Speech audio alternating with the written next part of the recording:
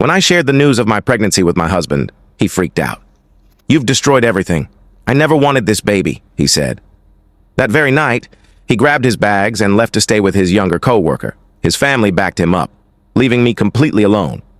Years later, though, he came back, begging for another chance. I've been married to Derek for 4 years, together for 7. We'd discuss kids in vague terms, never setting a firm plan. I was on birth control, but 3 months ago I caught a nasty stomach bug going around. Turns out, antibiotics can mess with birth control. When my period didn't show up, I didn't panic at first. My cycles have always been a bit unpredictable, especially under stress, and work had been intense. But then came the morning sickness and sore breasts, so I grabbed a pregnancy test during lunch. 2 clear lines. I took 3 more tests over the next couple of days. All positive. I was stunned, scared, but also hopeful. It wasn't planned, but I started imagining our little family. I've always wanted to be a mother, and though the timing wasn't ideal, I believed Derek would warm up to the idea once the shock faded. I waited a week to tell him, planning a simple but meaningful moment. No social media fanfare, just us. I cooked his favorite meal, spaghetti with meatballs and garlic knots. I bought his favorite whiskey for him and sparkling juice for me. I wore the green dress he always loved. I wanted it to feel special, even if unexpected. While cooking, I rehearsed my words. Should I be direct? Playful? I settled on something straightforward. "Derek, we're going to have a baby." He got home late, around 7:30, distracted, glued to his phone. He'd been swamped with a work project, so I didn't think much of it. He barely noticed the dinner, muttering a quick, "Looks nice," before pouring himself a large whiskey. Over dinner, he was distant, giving short answers as I tried to spark conversation about his day or his project. Something felt wrong, but I blamed it on his work stress. After we ate, I took his hand and said, "Derek, I'm pregnant." The silence was deafening. His face shifted, blank, then pale, then angry, panicked. He asked if I was serious. When I confirmed with 4 positive tests, things unraveled fast. His words hit like a punch. "You've ruined everything. I didn't want this baby." I explained it was an accident, likely from the antibiotics, and that we could work through it together, as we always had. Then he admitted he wasn't sure he ever wanted kids. He'd only gone along with my someday talks to keep me happy, but it was never real to him. When I asked if there was someone else, his hesitation said it all before he confessed. He'd been seeing Lauren, his 24-year-old coworker, for months, the one he'd praised for her innovative ideas. As I reeled from this betrayal, Derek started packing. Not just an overnight bag, but a full suitcase. Within half an hour of my announcement, he was ready to leave for Lauren's place. I asked if he was really abandoning his pregnant wife. His response? "I'm not cut out for fatherhood. I'm not ready." I told him no one's ever fully ready, but he just said, "I'm sorry," and promised to call soon. Then he was gone. Our apartment felt suffocatingly quiet. I called my best friend Sarah, sobbing uncontrollably. She rushed over, holding me as I questioned my entire marriage. How could I have misjudged him so badly? The next morning, I woke up on the couch, Sarah asleep in a chair nearby. For a moment, I hoped it was a nightmare, until nausea reminded me of my reality, pregnant and abandoned. Sarah made me breakfast, urging me to eat for the baby's sake. My hand rested on my stomach. No matter what Derek chose, this was my child. I tried calling Derek all day, but he didn't answer. My texts went unread. By evening, I felt a shift, anger, overtaking shock. I booked my first prenatal appointment and decided to move forward, with or without him. That night, Derek's mom, Ellen, called. She said Derek had told them everything and suggested I give him space, claiming he was too young for a family. When I pointed out he was 31, she dismissed it, saying his career came first. Then she implied I should explore options, hinting at ending the pregnancy.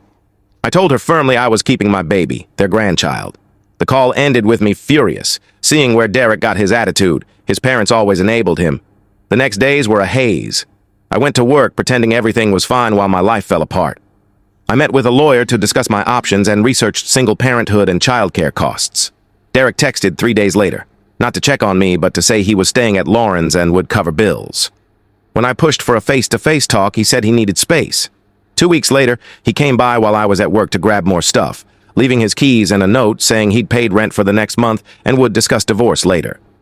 I went to my first prenatal appointment alone. Hearing my baby's heartbeat, a fast, whooshing rhythm, brought tears I couldn't explain to the technician. She handed me a blurry ultrasound image, my tiny bean.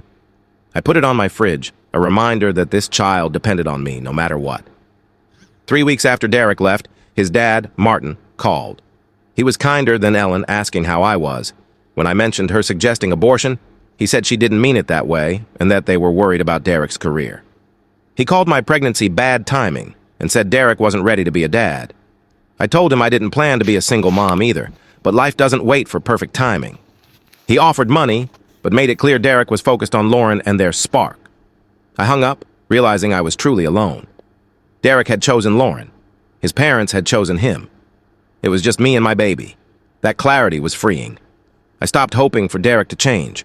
I told Sarah I needed to move. Too many memories in that apartment. She offered her place while I searched for a new home. Looking around the space Derek and I once shared, I felt a spark of hope. Not for him, but for my baby's future. Single motherhood, divorce, rebuilding, it wouldn't be easy. But I knew one thing. My child would never feel unloved by me. That had to be enough. Tomorrow, I'm meeting my lawyer to start divorce proceedings. Derek thinks he can just walk away? We'll see. First update. It's been a year since I last wrote, and I'm overwhelmed by the support from everyone who commented. Your messages carried me through some of my lowest moments. So much has changed, yet it feels like an understatement to say that. I have a son now, Mateo, 8 months old. He's the greatest gift in my life. Yesterday, folding his tiny onesies, I realized something jarring. Derek has never met him. Not at his birth, not for his first giggle, not for his first holiday. My son's father lives 20 minutes away and is a total stranger to him. Let me catch you up. The divorce finalized when I was 7 months pregnant.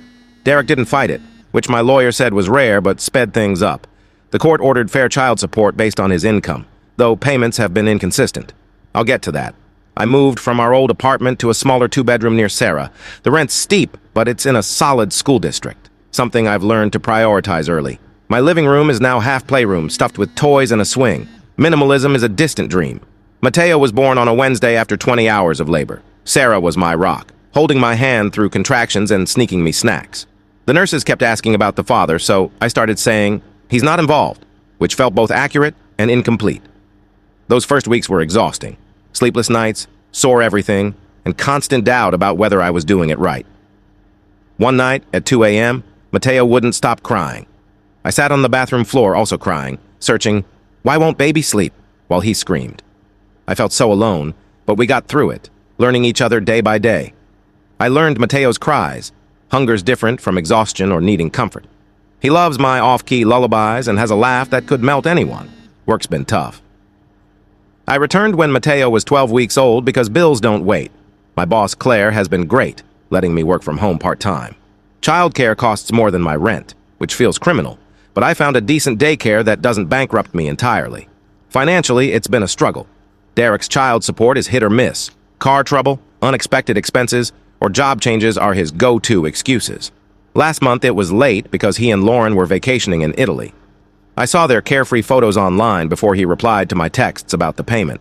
I stopped checking his social media after that. Sarah says it's better for my sanity, and she's right. She's been my anchor, bringing dinner when I'm too tired to cook, watching Mateo so I can shower, and listening to my rants about diaper blowouts or sleep schedules. She even threw me a small baby shower when Derek's friends vanished. People choose sides fast. Derek's parents have been a mixed bag. After supporting his decision to leave, they reached out a month after Mateo's birth, wanting to meet their grandson. I hesitated but agreed to a short visit when he was 3 months old. It was tense. Ellen kept saying he looked like Derek as a baby, while Martin snapped endless photos. They brought pricey gifts and mentioned a college fund, but never acknowledged their son's absence or their earlier stance. When they suggested an overnight visit, I shut it down. No way was my baby staying with people who'd once hinted I shouldn't keep him. Ellen accused me of holding a grudge, which stung given Derek's complete disinterest. I still can't fathom how Derek knows he has a son and doesn't care. He's never asked for a photo, a call, or a visit. I sent him a text when Mateo was born. Weight, length, a picture. No reply.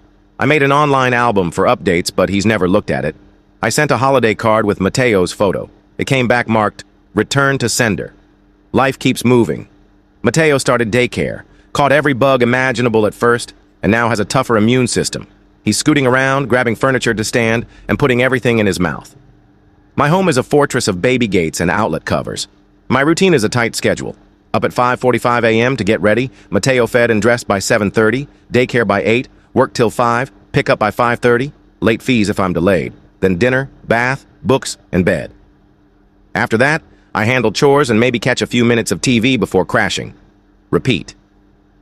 The toughest moments are the quiet ones, like when Mateo had a fever at 4 a.m. and I had to decide alone whether to rush to the ER, or when he says, "Mommy," but has no word for a father because that role's empty, or the daycare forms asking for father's info, and I write NA while other parents fill out both lines. But there are joys too. Mateo's morning snuggles, his excitement when I pick him up, his obsession with the kitchen light switch, his giggles during bath time, the way he falls asleep against me, his breath warm on my skin. Single parenting is brutal. Some days I'm so exhausted I put the bread in the fridge and the milk in the pantry. I've snapped at strangers over nothing, just running on empty. I've cried in the bathroom where Mateo can't hear, but I'm proud of us. We're making it. Mateo's first birthday is next month. Sarah's helping plan a small party. Nothing big, just friends, cake, and probably too many balloons because Sarah loves a theme. I thought about inviting Derek's parents, but decided against it after their last pushy visit. They text occasionally, but don't acknowledge Derek's absence. I heard through friends that Derek and Lauren got a dog and moved in together. That's his level of commitment, I guess.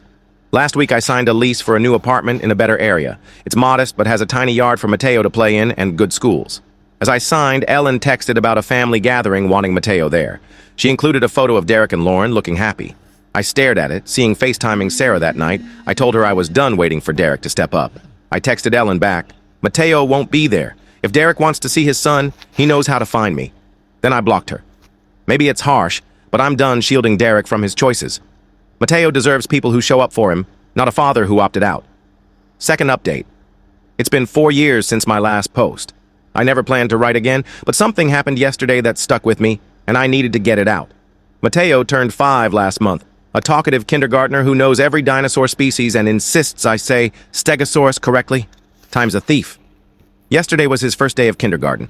I took the morning off to walk him into class, expecting the usual chaos of drop-off. What I didn't expect was seeing Derek's friend Jamal in the parking lot, dropping off his son. I tensed up, but Mateo was pulling me toward his classroom, so I kept moving. After settling Mateo in, I cried. He didn't. I was heading to my car when Jamal caught up with me.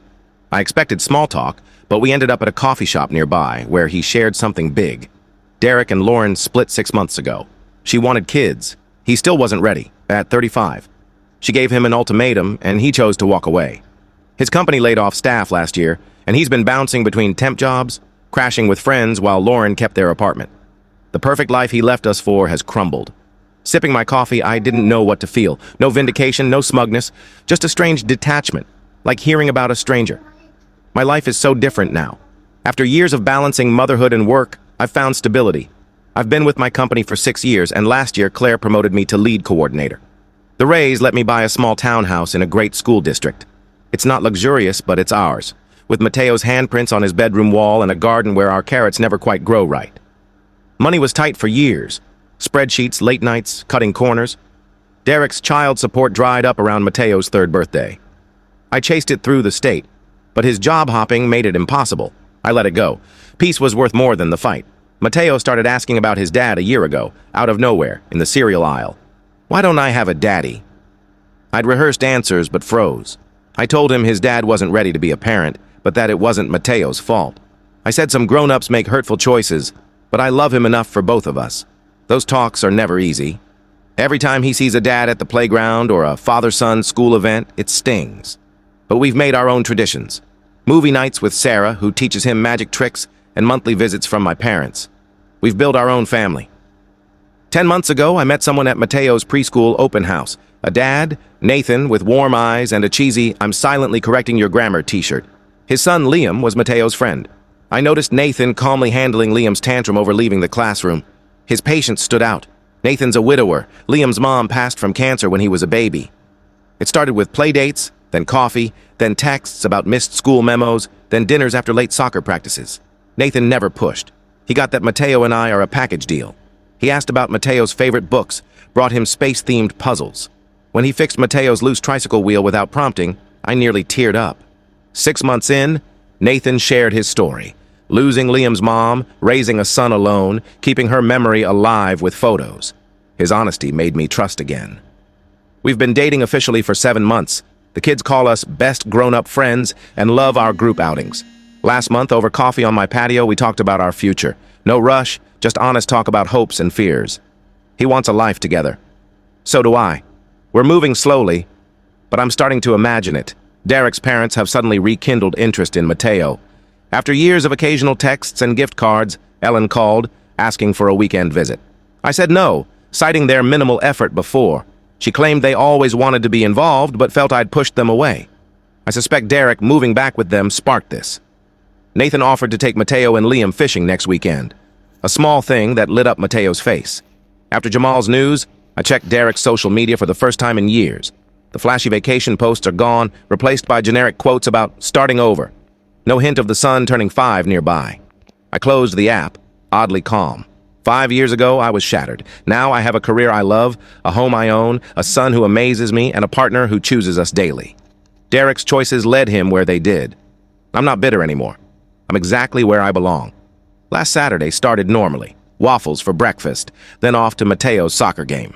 Nathan and I were under a blanket, cheering for Matteo's team, when he pointed out someone across the field. Derek.